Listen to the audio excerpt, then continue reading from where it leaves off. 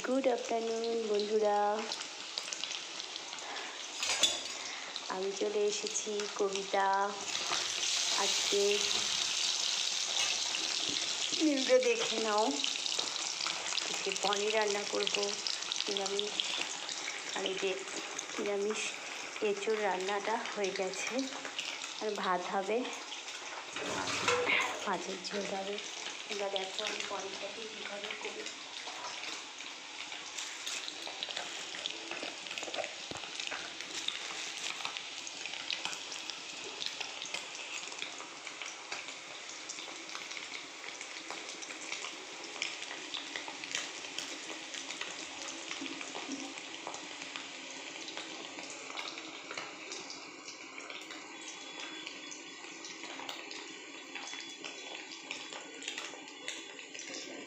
ঘি দিয়ে দিলাম।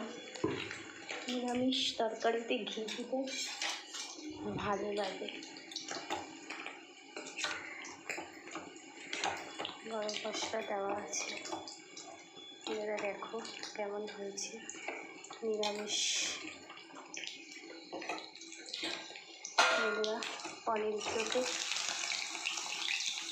ভেজে আমি ঠান্ডা জলের মধ্যে দিয়ে দিই, তাহলে পনিরটা সুন্দর শক্ত হয়ে যায়।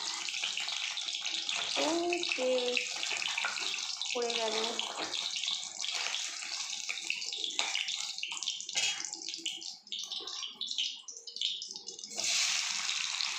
তেলটা বেশি হয়ে গেছে।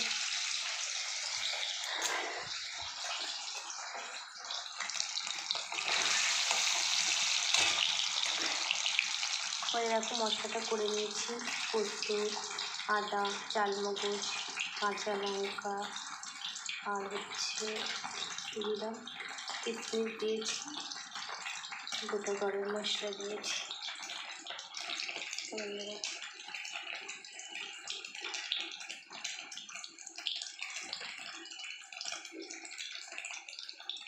এই মশলাটা দিয়ে করবো।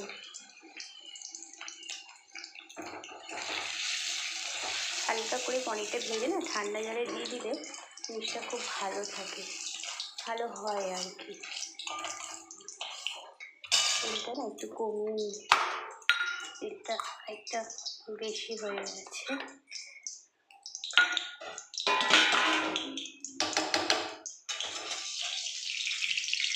তেলটা একটা কমিয়ে নিচ্ছি। আর আমি কিন্তু পনিরটা সাদা তেলেই রান্না করি। মশলাটা দিয়ে দেবো, আর একটু টক দই দেবো। ওকে বন্ধুরা, খেয়ে দিয়ে বলবো কেমন হয়েছে। Good afternoon.